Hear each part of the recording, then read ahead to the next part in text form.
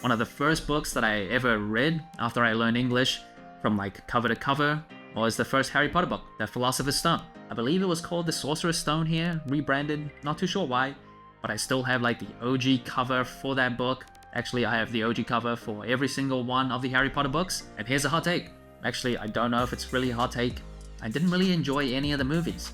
Maybe like the last few, because I just felt like it was a bit more, I don't know, there's a bit more suspense to it. But the first 1 to 4, definitely first 1 to 4 movies, I did not like.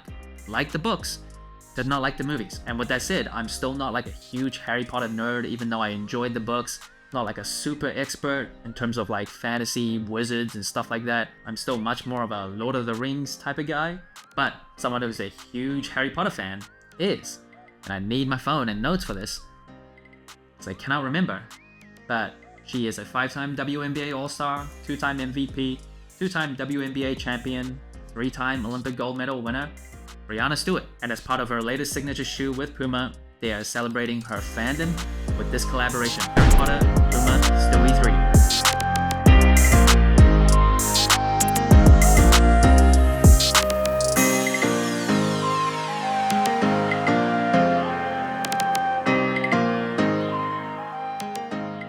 The shoe first dropped on September 6th for $130 in the United States.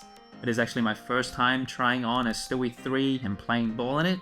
And first impressions of the shoe, not performance, that'll come later, talk about that in depth later, but just in terms of the look of the colorway and this shoe, I think silhouette wise it's actually pretty decent. Stock standard, I don't say that in a bad way, but it's like a standard low cut basketball shoe in 2024. Now in terms of the colorway and execution of the theme, I think it's quite creative.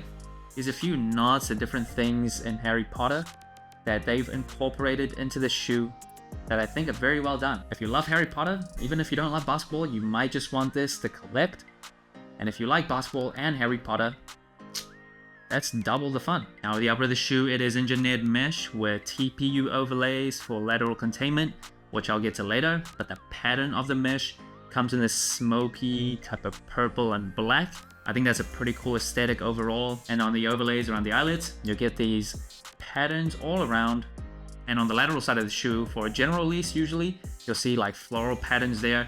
But this time, they replace it with like a skull and a snake. That is a symbol for Death Eaters, Voldemort's followers. So I like the creativity there. They took that and kind of molded it to a Harry Potter theme, and it works pretty seamlessly. Now that is a cool design, but it's also not just there for design. Again, that is for lateral containment as well, and I will get to lockdown later.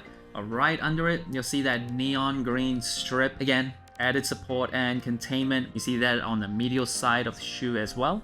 And there's also like a thin layer on the toe box too. That also helps to contain your feet. And on the booty of the shoe, you'll see Harry Potter branding. And also on the booty, that triangle pattern, that is a symbol of the Horcrux. And the material on the booty that actually stands out onto the lateral side, that is leather. Definitely synthetic leather, which is not surprising for a modern day basketball shoe. And then moving up the tongue, you get this pretty soft and light mesh tongue with Breanna Stewart's branding on top. That is just like a TPU piece overlaid on the tongue. And this shoe does not come with any extra laces, just black laces out of the box. I think black is probably the best color for this shoe. Kind of looks dark gray, very, very dark gray. Either way, it's very dark, and I think it works very well on the shoe. Would have liked something a bit different, like maybe that green. A neon green would have looked pretty cool. Just made the shoe stand out a little bit more. But this color, I think it suits the shoe very well out of the box. And then on the inside of the ankle collar on the right shoe, there's actually a tag that says Wizarding World and all related trademarks, characters, names, and indicia? I don't actually know that word. Indicia are copyrighted and trademarked. Warner Brothers Entertainment International, I'm assuming the E and I stand for. Yeah, not really too sure, but it's copyrighted. And the Stewie 3s comes with a drop-in midsole. So it is a ProFoam Plus drop-in midsole with a NitroFoam unit on the forefoot, and that is Puma's own type of cushioning. NitroFoam, true to its name, it is nitrogen-infused foam, and it is actually the first time that Puma has used the drop-in midsole. And the overall cushioning of this shoe, the impact absorption and responsiveness, are very decent. It's not like super plush or like soft, So compared to recently, I wore the Jordan 39s, I reviewed that shoe. That has a much more softer and plush feel on feet. This one didn't really have that. So depending on your preference, if you like a firmer type of cushioning, this might be good for you. If you're old and dusted like me, sometimes I do prefer like a more plush feel on feet. It just feels better for my legs and my knees. Now this shoe also has a TPU shank plate. So initially, when you first wear the shoe, it can feel slightly stiff, but that shank plate works pretty well in terms of torsional rigidity. It doesn't allow like the shoe to really bend or twist. That is good for stability as well as support. So the kinetic energy return, the responsiveness as well as impact absorption is very decent on the Stewie 3s. However, if you're after a very plush type of cushioning setup, yeah, these aren't super plush. Compared to like the React drop-in midsole from like a Kobe 8, I think I would still prefer that one.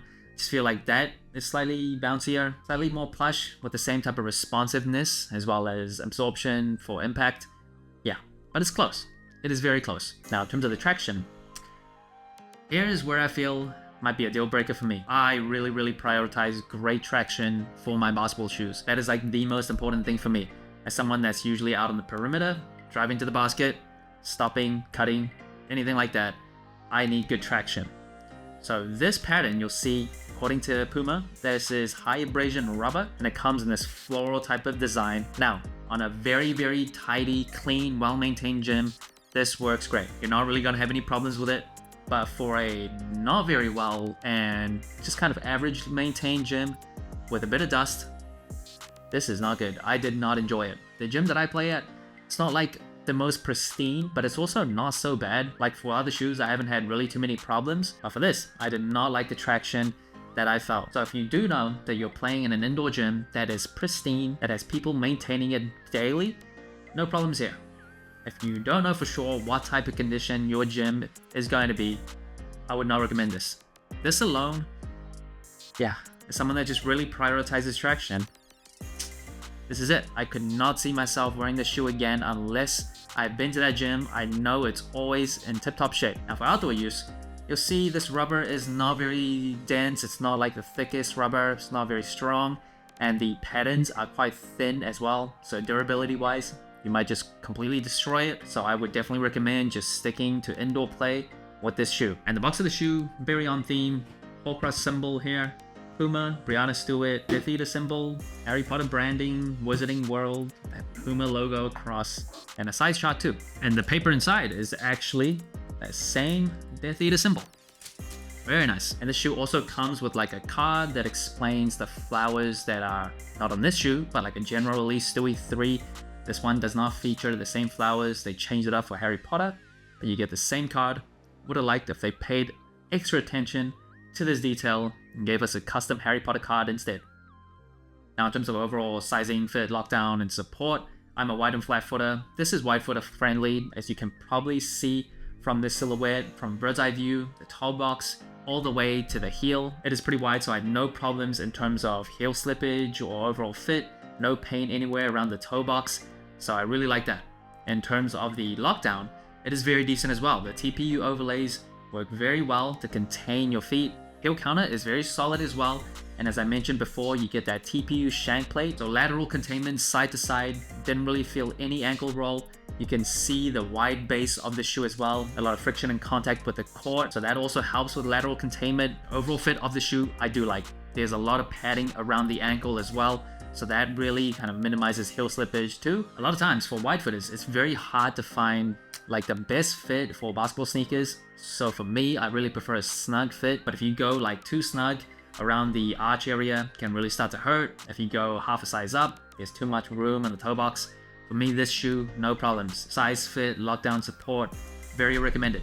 Now I will say in terms of the weight of the shoe, I was kind of surprised. It's not like the lightest shoe. I feel like modern day basketball shoes are all super light. Maybe AE1s are an exception, but even then, kind of like a basketball sneaker that's kind of heavy.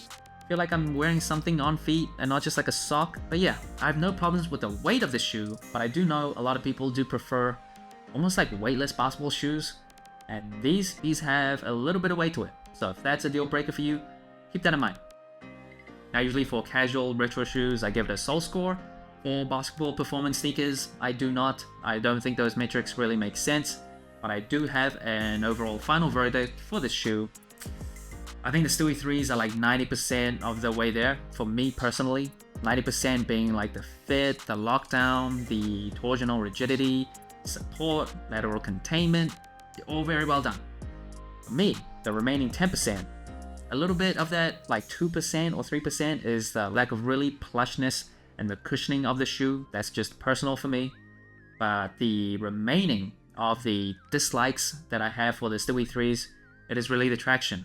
Unless you're in a tip-top, pristine, delicious gym that has just a dedicated cleaner that cleans the out of the dust on that gym, this thing just, it's like a magnet for dust. It just is not good. For the same price point, I could get like the Sabrina 2s, the AE 1s, better traction than this. Yeah, it's a shame. It is a bummer. So that's it. Thanks for watching Sole Inclined. Let me know what you think of the Harry Potter Puma Stewie 3. Like, subscribe, comment, all the good stuff.